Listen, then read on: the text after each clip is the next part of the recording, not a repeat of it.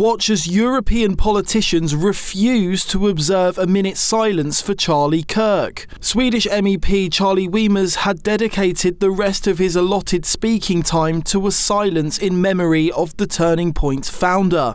Madam President, dear colleagues, the murder of political activist Charlie Kirk, a husband, loving father and patriot, has shocked the world. We must strongly condemn political violence and rhetoric that incites violence. Please stand with me in reflection and prayer in his honor, and I yield the rest of my time for a moment of silence. But parliamentarians had other ideas.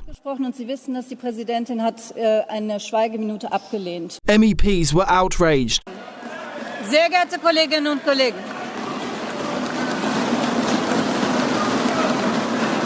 MEPs were pointing out the Parliament had observed a silence in memory of George Floyd after he was killed in 2020. On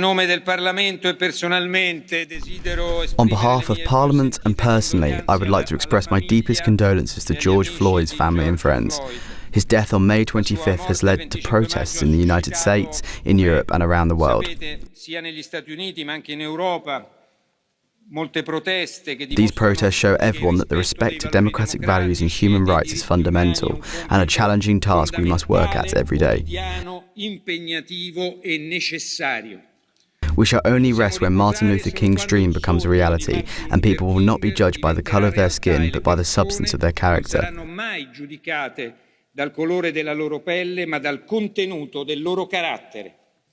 This Parliament has always strongly condemned any form of violence and discrimination and is committed to the respect of the rule of law.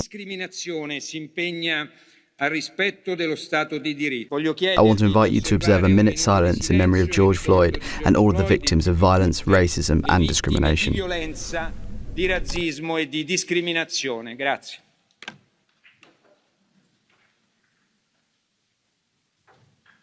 The scenes echo the rancor seen in the US Congress on Wednesday night, where some Democrats were accused of refusing to pray for Charlie Kirk. The chair would ask that all members present in the chamber and those in the gallery please rise for a moment of prayer for Charlie Kirk and his family. Let's wait a minute.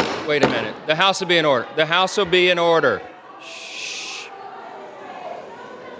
The House will be in order. Shh.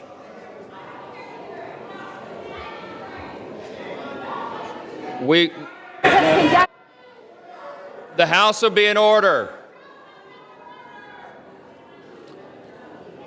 We will join prayer right after this, okay? In the wake of Mr. Kirk's murder, Donald Trump had called for a calming in political rhetoric. It's a long past time for all Americans and the media to confront the fact that violence and murder are the tragic consequence of demonizing those with whom you disagree day after day, year after year, in the most hateful and despicable way possible. For years, those on the radical left have compared wonderful Americans like Charlie to Nazis and the world's worst mass murderers and criminals. This kind of rhetoric is directly responsible for the terrorism that we're seeing in our country today.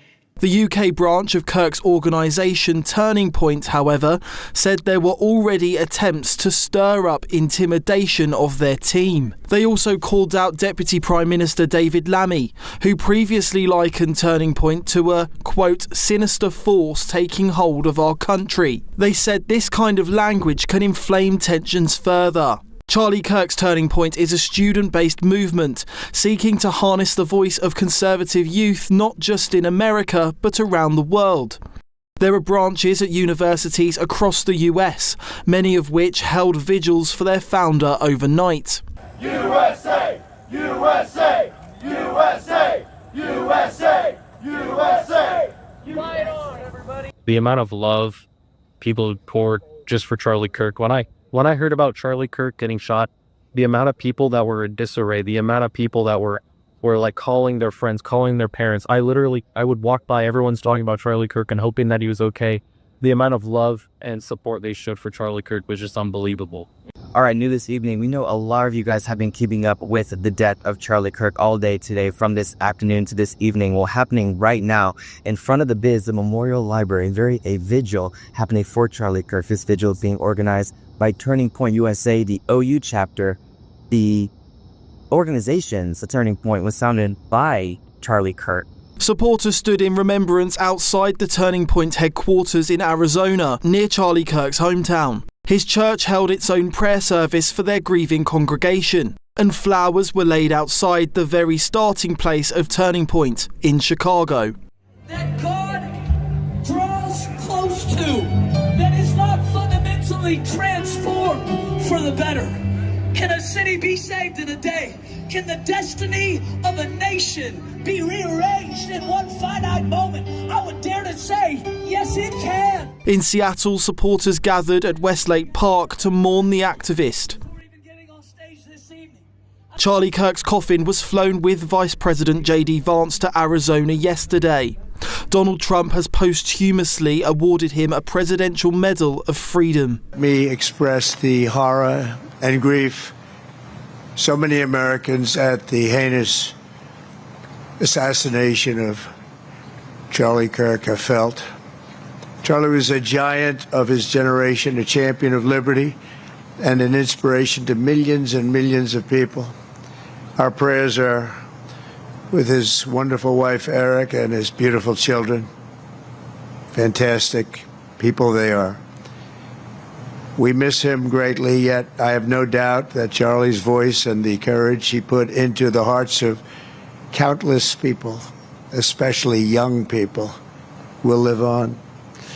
I'm pleased to announce that I will soon be awarding Charlie Kirk posthumously the Presidential Medal of Freedom. The date of the ceremony will be announced, and I can only guarantee you one thing, that we will have a very big crowd. Very, very big. A passionate advocate for free speech, Mr. Kirk believed in the power of debate to settle differences. There's now call for calm across the political spectrum for a coming together in the wake of such a tragedy. I think Americans they're really still quite in shock by what has happened, because he is such a big figure. He has such a reputation, and regardless of what people think of his politics, he was someone who without fail was civil in his discourse, was rational in his argumentation, and was incredibly courteous in his demeanor. And I think a lot of Americans, for them, it is the MLK, the Martin Luther King, or the JFK assassination of their generation.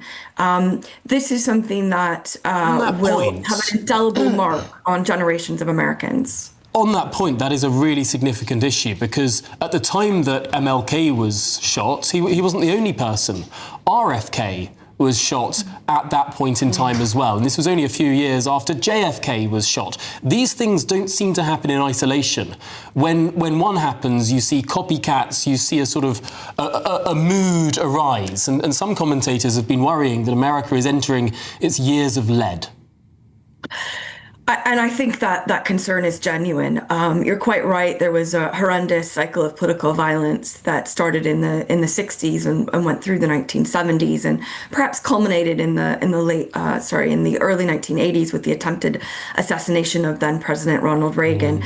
I also think that there is a sincere and widespread grief about what America might have lost, because many people on the center right feel that Charlie Kirk had such a gift at communication and at relating to people that he would have been a very powerful future candidate for president. And so whilst he accomplished a huge amount in 31 years of his life, a great many Americans feel that he had much more left to contribute, and they would have had even more profound impact on the history of America. So this political assassination it has so much significance. Nick Dunning, GB News.